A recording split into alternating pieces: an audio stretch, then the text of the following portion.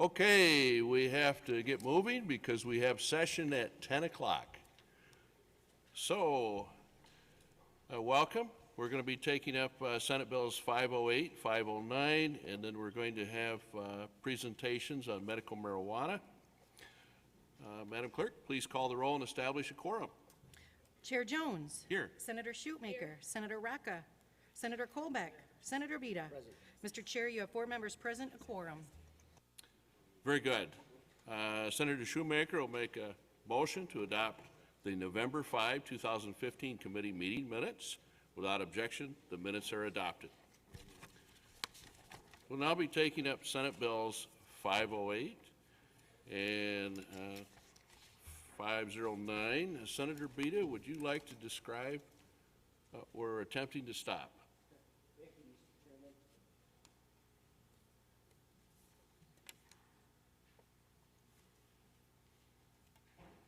Good morning, Mr. Chairman, and I'm going to take the opportunity to testify from here for a change because I have with me Keith Reed, who is an extern in my office and helped me draft this legislation, did a lot of legislation. Since then, he has passed the bar exam and is now working in the private sector as an attorney. Mr. Chairman, thank you for your leadership on this as well. You're part of this package and the sponsor of one of the bills in this package. Senate Bill 508 and 509 would criminalize what is being labeled cyber revenge. And cyber revenge is electronic distribution of sexually graphic images of an individual without their consent. Also, original images originally obtained with consent within the context of a private relationship. Senate Bill 508 prohibits posts on the internet of sexually explicit image without that person's permission. Senate Bill 509 gives first-time convicted offenders up to 93 days in jail and or a $500 fine. Second violations would result in a year in prison, or could result in a year in prison, a $1,000 fine, or both. Cyber revenge is used by angry former boyfriends, girlfriends, ex-husbands, and wives to torment, humiliate, and control another person. Sometimes these images are sent to families, friends, or coworkers in a mean-spirited attempt to destroy their lives. Everyone can see the harm in allowing graphic pictures or flyers reproduced with the name, phone number, and address. Senate Bill 508 and 509 will apply these common-sense principles to online actions. There are websites dedicated to posting and making pictures off these images. If you pay them, they will sometimes take your pictures off the site. When I started working on this legislation, New Jersey and California had just passed similar laws, and 17 other states were considering legislation to address cyber revenge. Today, 26 states have cyber revenge laws. We live in an age of technological marvels. Sometimes bad actors use technology for the wrong purpose. Within seconds, millions of viewers can view photos that were only meant for private viewing. It's happening right now. We must stop it before more lives are ruined. Last session, this legislation had 28 Senate co-sponsors and passed the Senate in June with 37 yes votes and 1 excused. I encourage you to support Senate Bill 508 and Senate Bill 509. And if I may, I'd like to pass it over to Mr. Keith Reed, who was an extern in my office and has closely followed this issue for me. And as I mentioned, he passed the Michigan bar and now he has a paying job rather than the job he had in my office. So.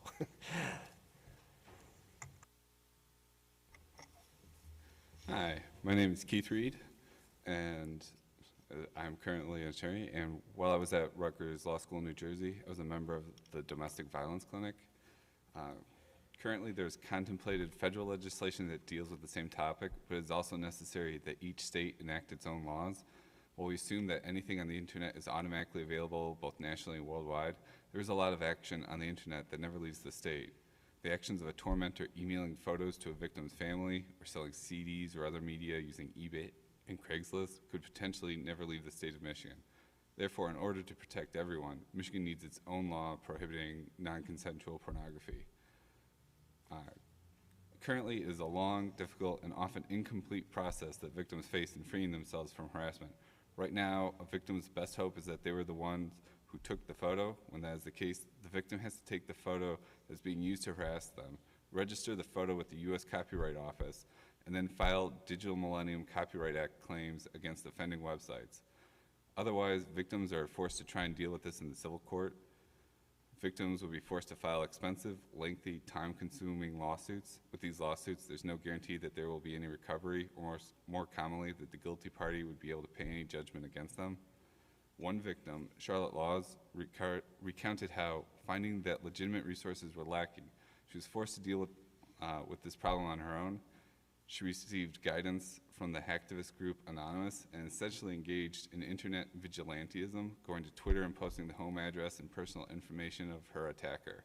When she engaged in this behavior, she would be flooded with threats and computer attacks. With laws like what Michigan is proposing, victims will now have legitimate protections through their police forces and local courts.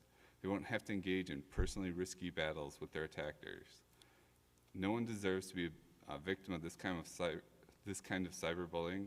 Most victims of this behavior, however, do not fall into our stereotypical image of the victims.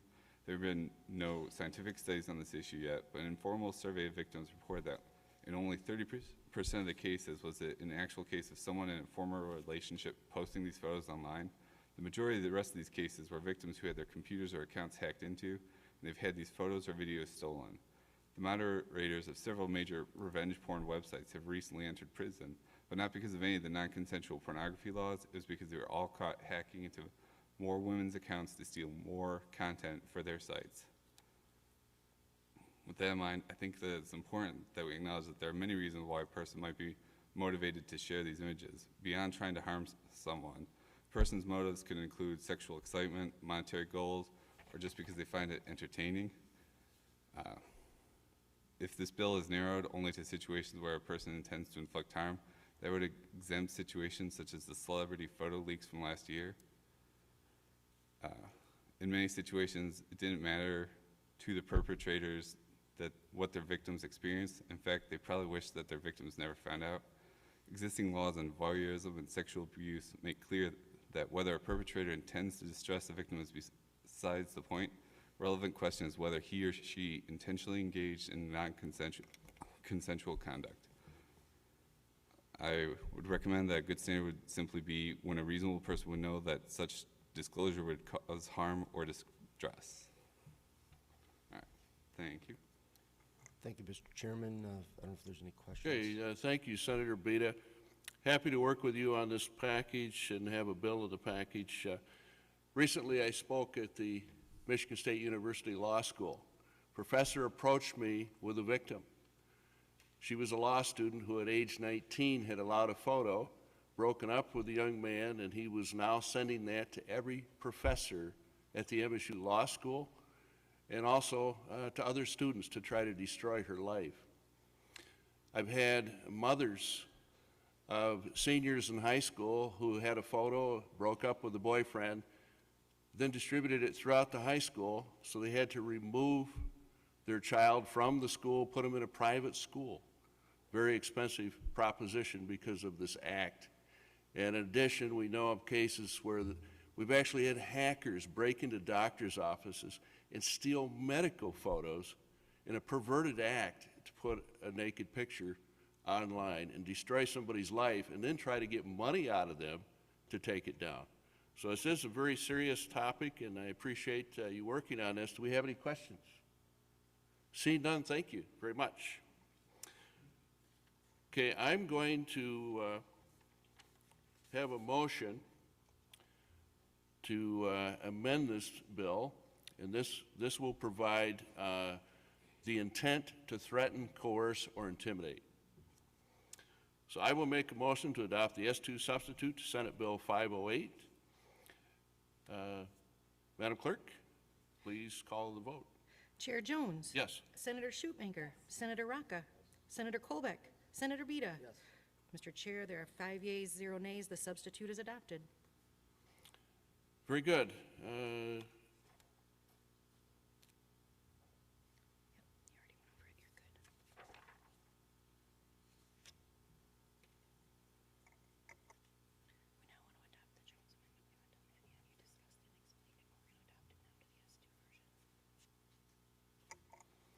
Okay, we will now adopt the amendment to the S2 substitute. I make that motion.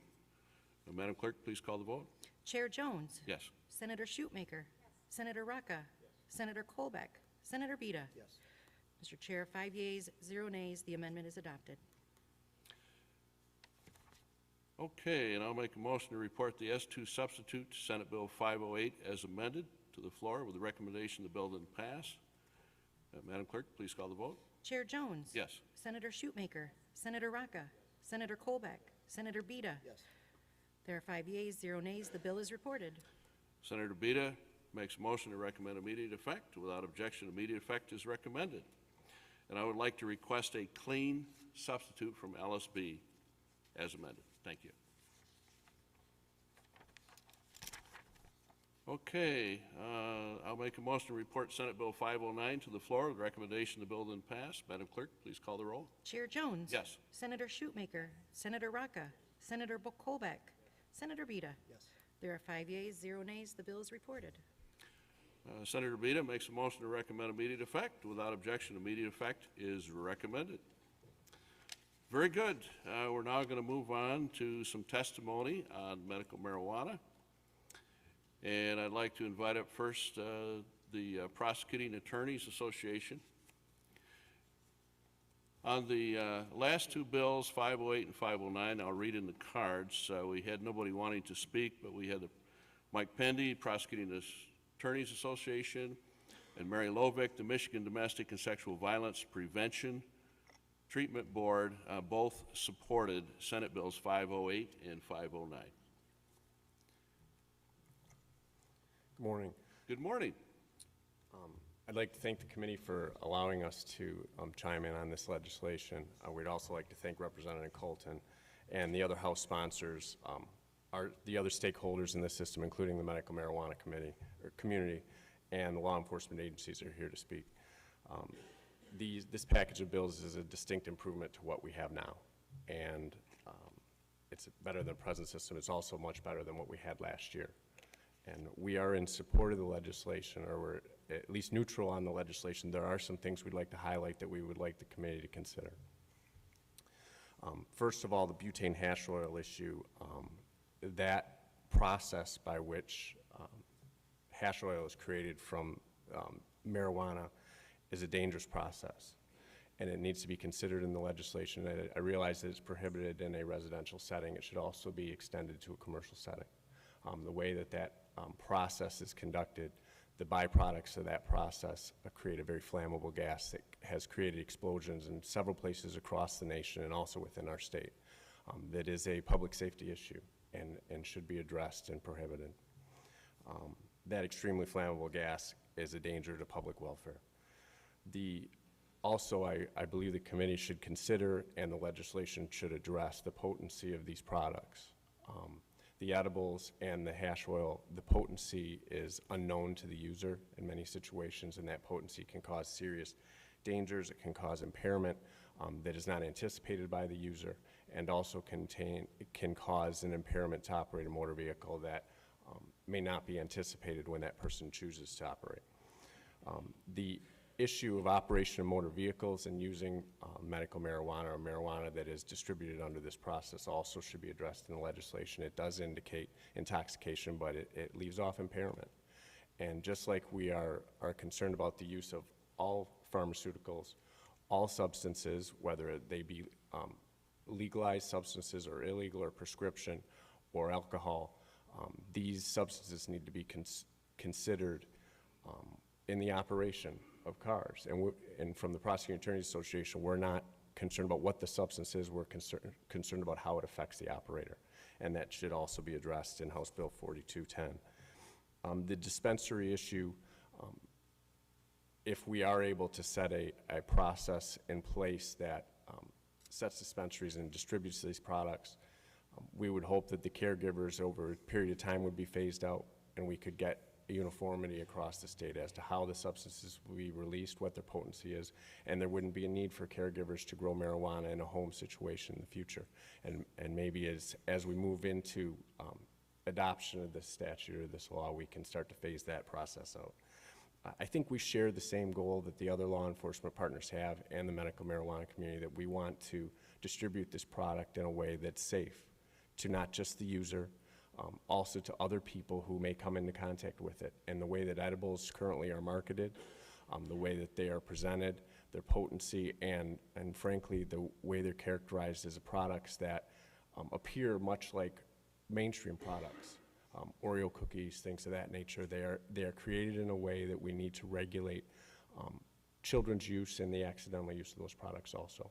But with those concerns, we would like to thank the committee for addressing this issue. We'd like to thank the sponsors, and we look forward to working with you in the future to get a system in place that can regulate and also track these substances and how they're being used in our state. Also here with me is Ken Stecker from Prosecuting Attorneys Association of Michigan. He is our leading individual as far as the technical nature of Medical Marijuana Act, and if you have any questions for him or I, we'd be glad to answer them. Yes, while the goal of this legislation is not to get rid of the caregiver section of what was done at the ballot initiative by the vote, I'm aware that it's very dangerous, not just explosive, but recently it's alleged that we had 7 or 8 people invade a home in Lansing where there was apparently illegal grow. A gun battle ensued and 3 of them were shot. So obviously that's a great danger to a neighborhood. So, any questions? See done, thank you. Thank you. Now invite up the Michigan Chiefs of Police. We have George Basser and Martin Underhill.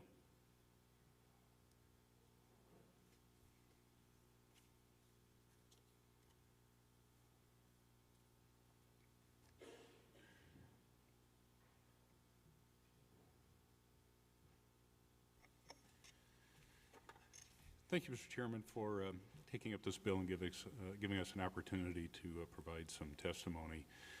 We also share the concerns of our colleagues from the Prosecuting Attorneys Association. We have some concerns that we think need to be addressed in the bill as well. While law enforcement cannot support any legislation that by definition is illegal under federal law due to the classification of marijuana, what we can do is find a position not to oppose having a tough and tight regulatory framework that would be put in place to keep the citizens of Michigan safe. That being said, we strongly believe that an essential piece of the bill needs to be that medical marijuana patients declare at the time of registration whether he or she will obtain their medical marijuana either through a caregiver or a dispensary, but not both. That could be addressed using the registration card, similar as we do with driver's licenses, where we have a horizontal and a vertical card for juvenile and adults. We could have one card for someone who will obtain through a caregiver and the opposite card for someone who's going to obtain through a dispensary. We also think that it's necessary to find a workable, dedicated funding mechanism for local law enforcement agencies. Under the current bill, some limited funds come back to a municipality that we know will quickly be absorbed into the general fund budgets. There are some funds for counties, along with an additional stipend of 5% to county sheriff's departments. We would request that in the bill we identify an additional 5% to be dedicated to local law enforcement, and we would ask that those funds be dedicated as supplemental and not supplanting funds to MCOLs to help provide various training grants that would benefit all of law enforcement, prosecutors, and judges equally. As we see as this medical marijuana moves forward, there'll be additional training needed, particularly in drug recognition experts for our officers on the road to be able to deal with those who may be driving under the influence of medical marijuana. We also think that it's very important to have a dedicated spot on the board for a police chief. We think that the perspective of a police chief is extremely important to provide that perspective for the real-world implications and operational concerns as the board goes about its deliberations and decisions. Basically how those decisions will impact, if you will, where the rubber meets the road with our officers out on the streets. Additionally, in the package, we think that we need to ensure the ability of local law enforcement to be able to inspect provisioning centers and other related entities such as the transport agencies, storage, and manufacturing facilities. Also, the current bill provides some provision for labeling dosage information and THC levels on medibles. We very strongly believe that these standards also need to be applied to the raw plant-based and smokable forms of marijuana as well.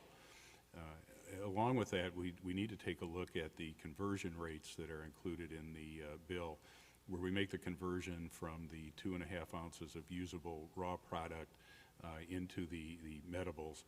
If you look at the conversions and do the math on the liquids, that conversion would allow someone to possess almost 1.5 gallons of a liquid.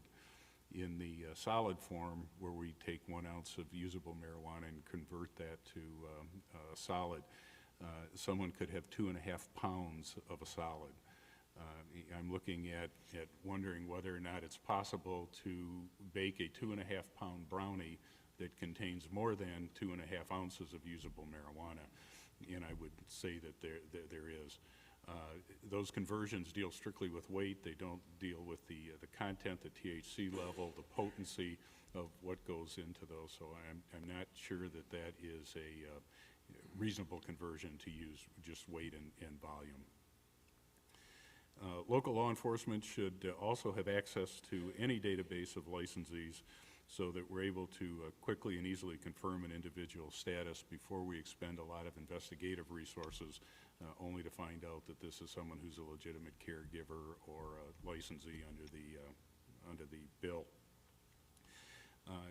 We firmly believe that caregivers should not in any way be allowed to sell any product or excess product to growers or provisioning centers. And finally, changes should be made in the implied consent laws to identify medical marijuana usage and complied consent as well. Be happy to take any questions the committee has. Any questions? See none, thank you. Any other testimony? Or? No, sir. I can't think of anything I can add. Okay. to what you mentioned. Very good, thank you, Chiefs. Now invite up the Michigan Sheriff's Association with Sheriffs Rigglesworth and Terry Jungle and Ben Bodkin.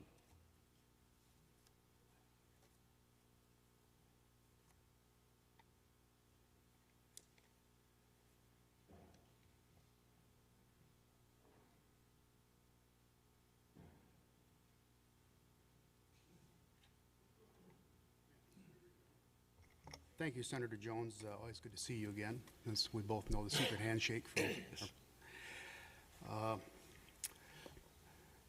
Thank you, Chair, Mr. Chair, and members for this at this time to testify on House Bill 4209, House Bill 4210, and House Bill 4827. Bills intended to establish more structure and governance surrounding medical marijuana. MSA offers support. MSA supports the efforts contained herein and thanks the sponsors, specifically Representative Calton, for working with us to improve the bills this year. Medical marijuana is supported by the people of Michigan, and while MSA can never agree with it as a policy, it remains Michigan law, and we must therefore regulate and provide sufficient governance around it to provide for public safety. In addition, a clear regulatory structure will help eliminate confusion as to what is legal and what is not, making enforcement of the law clearer and less ambiguous. MSA supports the other testimony given by our sister law enforcement agencies, and to some degree were redundant. MSA submits the following suggestions to improve the bills and help achieve the ends already stated. House Bill 4209 involving inspection. County and local law enforcement need to have the right to inspect licensed facilities at any time, as we do with bars currently. As you know, police officers can go in and inspect bars and take appropriate action. I've had experience with that myself, where a bar owner refused to show her license. She said, "We're under renovation, I don't have to show it to you." Well, it didn't work well for them, but we need to have that ability. Or same as pawnbrokers, car dealers under the vehicle code, and so on. Inspection by local police is a valuable tool for making sure licensees are in compliance with the law and to enforce the act. MSA supports the language that allow for such inspections by local law enforcement. And Senator, you recently just referred to the shooting in Lansing. That was in a neighborhood. It involved people from 13 to 18 years old, 8 of them. This caregiver, grower, whatever you want to call him, was in compliance, but he anticipated being robbed, and this is a frequent problem with these places because they're cash businesses and creates a tremendous problem for local law enforcement. The funding division contained in House Bill 4209 makes sense, although the gross retail income tax itself may need to be adjusted. MSA is grateful that the sheriffs and local units are funded. In addition, MSA supports adding the Michigan Commission on Law Enforcement Standards, MCOLS, to the state assessment levied by LARA.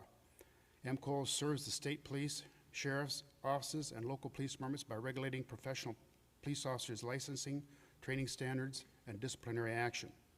Stable funding has been elusive for many years, and MCOLS has been using the training money for law enforcement, prosecutors, and defense attorneys in recent years to keep it going. The establishment of the MCOLS funding through a LARA assessment is both relevant and timely. Finally, MSA supports funding for local police departments in the form of 5% for training for local police from the 25% currently reserved for the state fund. Local control. MSA supports as much control at the local unit of government as possible. This act will be dealt with by locals in local communities, and it will affect our constituents' lives, as I've previously indicated. MSA will support local units in any amendments to regulate the product, licensing, zoning renewals, and revocations. Licensing, MSA suggests capping the number of licenses for growing and dispensing in some manner, perhaps similar to the way the Liquor Control Act is currently, so there aren't so many more operations that can't be effectively regulated. On technical issues, on pages 2, 3, 4, and 5, we would suggest removing commercial from the definitions. MSA believes that removing commercial will help eliminate any potential loopholes for charity/nonprofits or other organizations. On page 42, line 22 through 24, requiring growers to log inventory into the tracking system. This is the beginning of the process, so it is appropriate that the system begins at the nursery prior to any transfers or sales. And House Bill 4210, caregivers. Under this package of bills, progress will be made to regulate some parts of the medical marijuana industry. In large measure, caregivers and patients are left alone, and this is likely to be where the system will break down. The labeling and packaging requirements are a good first step, but caregivers should always be subject to licensing, inspection, and transporting provisions. Once the system is up and running, there will be no need for caregivers to grow products, since the patients will be able to access marijuana at the dispensaries. MSA suggests that caregivers growing should be sunsetted after a period of years. Transportation then should be licensed. Quantities. House Bill 4210 lists quantity of equivalents for an ounce of medical marijuana in liquid, gaseous, and solid form products, and we don't know where those numbers came from in those bills, except to say that they were in the last bills. We'd like to see the basis for the numbers and their defense. We believe the numbers are likely high, especially in the case of liquid equivalents, 36 ounces of hash oil, for example. These numbers need to be set through science. House Bill 4827, tracking. Sheriff's Association has no recommendation for the tracking bill, except it would include caregivers. In conclusion, once again, the Michigan Sheriff's Association thanks Representative Colton for his hard work and effort to work with law enforcement and others this year. It is clear that the significant progress has been made from last year. We urge you to consider the changes outlined in our testimony and hopes to work with you on future improvements in bill and improve the bill and answer any questions you may have. Well, thank you, Sheriff. In the last 2 weeks, I've toured a dispensary in Lansing and Detroit, and I think we've reached the position of the wild, wild west out there right now. Apparently, caregivers are selling their overages to these dispensaries. There's no licensing.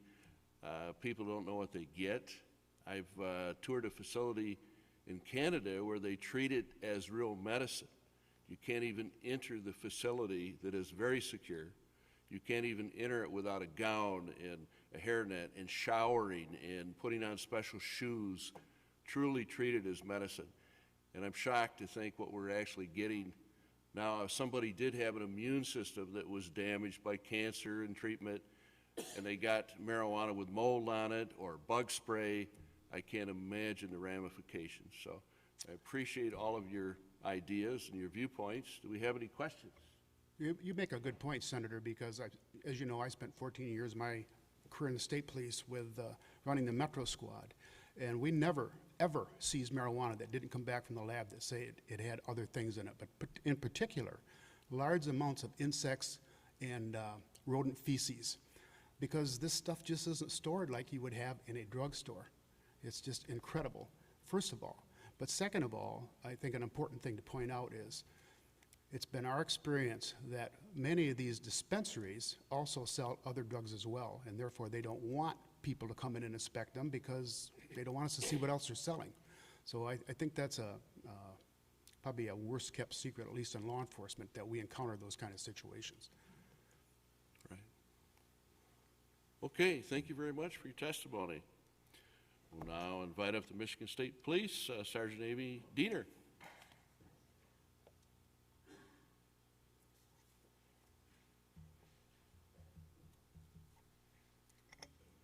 Good morning, Mr. Chair and committee members. I'll be somewhat brief, as many of my counterparts have already touched on several of the things that we share.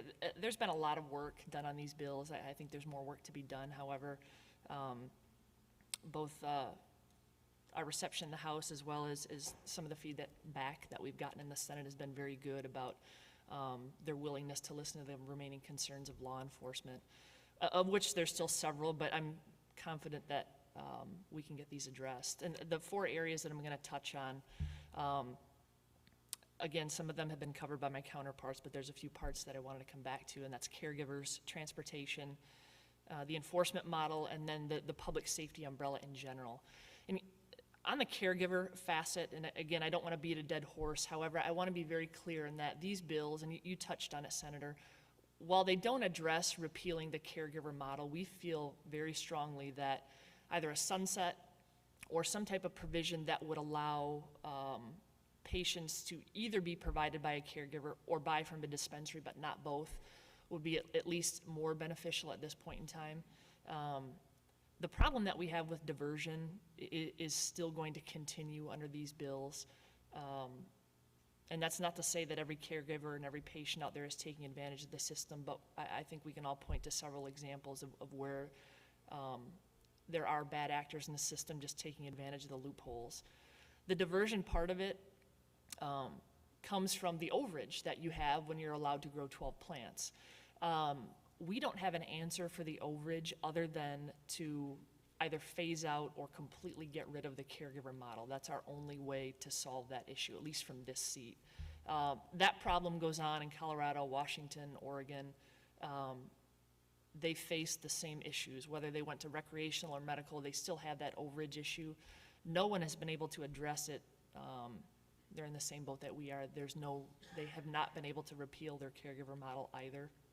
So I want to be clear while these bills will much more tightly regulate the medical marijuana industry, the overage and the diversion facet to those is still going to exist, and we don't have a solid solution for those. The other part on caregivers, there's still language within the bills that would allow for caregivers to sell their seeds or seedlings to growers. We can't support anything that would allow caregivers to profit from this. I don't know that that was ever intended to be their role. I understand it as a caregiver in order to provide literally care to a medical marijuana patient, but a model that would allow them to make money from this is not a concept that we can support. On the transportation end of things, and we've had a lot of questions about this, several states have tackled it very differently. We've met with a lot of different people on what exactly would be a good transportation model. There's a couple of things that we think are non-negotiable in all of this, and that transportation should only be allowed between licensed facilities. And from the state police perspective, that transportation should end at the point of sale, meaning there is no transportation, there's no delivery from the dispensary to someone's home or the dispensary to wherever a patient may live or a caregiver may live. In our mind, the role of the caregiver then comes into play. That caregiver can come to the dispensary, pick it up, and take it to their patient. We also, and this is not clear in the bills, but we also would like to prohibit internet sales. I think that's where things are going to get very muddy as far as trying to track and accurately keep a ledger of where these transactions are taking place. What we want to avoid is the private delivery services, Uber Weed, insert random name here of people that are delivering as dispensaries to patients or caregivers. A transportation model to the state police would be a secure transport industry, whether that involves bonding, the vehicle being attended by at least 2 people at all times. I can point to a recent pharmaceutical truck robbery in Detroit that we had 2 weeks ago. The name of the truck was clearly on the outside. People knew what they were transporting. It makes them a target. Licensing under the current Motor Carrier Act, and perhaps making some adjustments to that where the trucks aren't marked, making them targets for crime. We would support anything like that. That truly makes it a secure transportation model. And if that involves licensing, and again, I don't want to speak for my counterparts at LARA, we would support those measures as well. In our mind, the transportation part of this is just as critical as licensing the other tiers within this structure. I understand that there's concerns over monopoly and not wanting an industry, whether that's tobacco or beer and wine or whatever.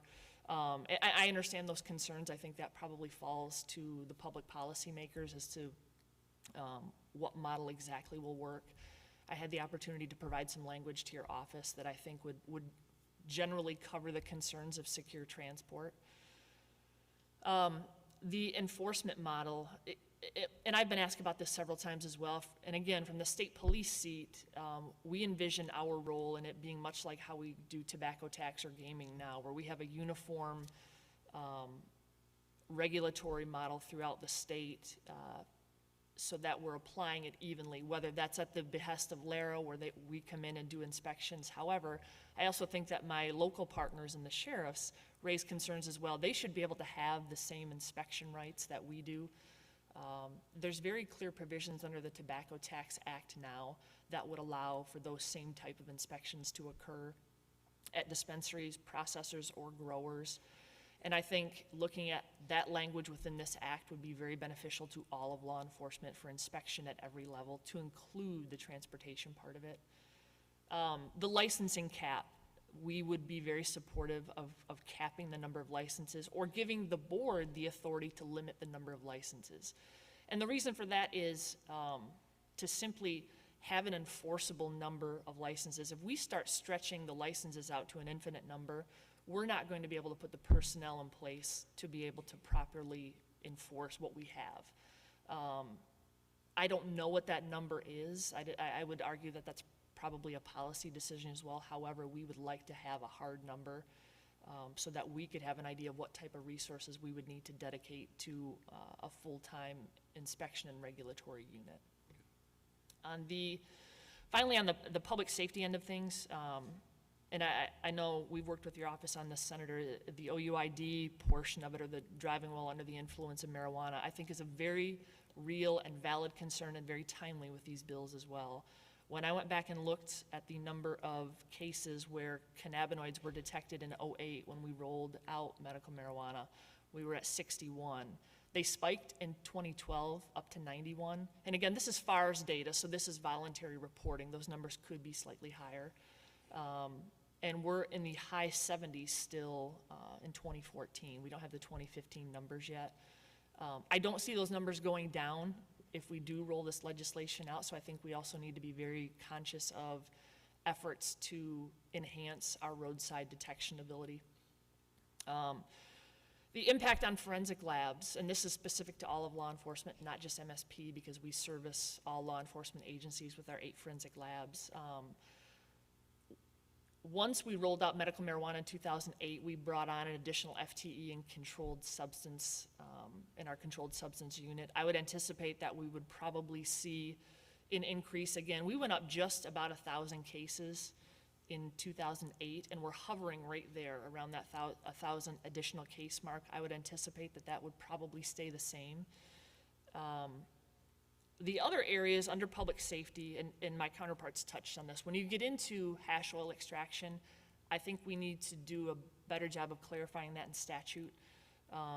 And that works hand in hand with the quantities that are there now. We don't believe those are addressed sufficiently. I think they could be better addressed if we went into the amount of THC that's allowed in a product and put that into statute as some other states have done. Instead of allowing weight, we should address it as THC quantity. I think that would be clearer for enforcement and clearer for compliance as well. And finally, on the violation end of things, there's some different ways to approach things. Washington has a tiered model. If things are a violation of the public health code, or if they're regulatory or licensing violations, those penalties are structured differently. I would like to see something like that in place here, where if someone is clearly trafficking, that we're not just assessing a licensing violation, that there is a criminal penalty and a severe one that goes along with that as well. That's kind of an overall view of where we're at. Again, I think some great work has been done here. These are a much better product than where we were at this time last session. Our counterparts in the House, the bill sponsors, have been very good and very open, I think, to law enforcement's concerns, and we would hope that that would continue. And that concludes my testimony, Mr. Chair. I'm happy to take any questions that committee members might have. Well, thank you. Uber weed, that's one I hadn't heard of. I've heard of a lot of problems with Uber, but not Uber weed. That's new to me. I studied the Canadian model, and the legal facility in Saskatchewan that grows their marijuana, medical marijuana only moves it by armored truck. They're extremely careful. They recognize the problems of robbery. So I agree with a lot of your ideas. Senator Beda has a question.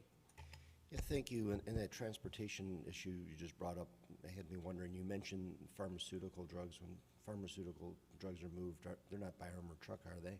No, sir. They're commercial carrier, and they have different, depending on the carrier, they obviously have different constraints.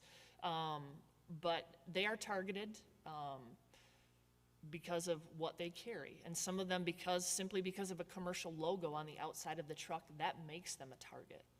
So what's the standard for pharmaceuticals? Is it two people in a car? Is it unmarked car? I don't know that there's a specific standard for pharmaceutical, but I know when you get into unmarked carriers, like what we have within the Tobacco Act, which is a little bit different than your beer and wine wholesalers, which clearly advertise on the outside of their vehicles. I think there's something in between there that would offer good protection, something that's easily complied with and easily enforced as well. But when you look at other states that have tackled this as well, they have taken from a few different models and put them into one for something that specifically would fit marijuana, and I think that's probably what we'll have to do here. GPS tracking devices are so common and frankly fairly inexpensive. I'm picking if you're going to be putting something, a requirement on transportation or whatever, that it might make more sense to just look if a truck gets robbed, that there's some kind of tracking device in the package that, maybe randomly set it up there so that they could find that. Have you seen that anywhere else? And maybe That's actually a very good point, Senator. And some of my things that I sent to Senator Jones, I did not include that. However, if you look at some of the larger commercial carriers, Steelcase is a great example. Their trucks, many commercial carriers now, are tracked GPS by their ownership, which builds in a lot of efficiencies for things that aren't necessarily my lane. However, those types of criteria as something that a requirement that a secure transport would have to meet would be very beneficial, not only to the employer because they have a sincere interest in protecting that cargo, but to law enforcement as well. And it seems like it'd be a little less expensive than, say, some other forms in there, too. I would agree. Thank you very much. Okay, thank you. Seeing no further questions, thank you very much. We appreciate everybody's attendance. We're going to head over to session, being no further business. We are adjourned.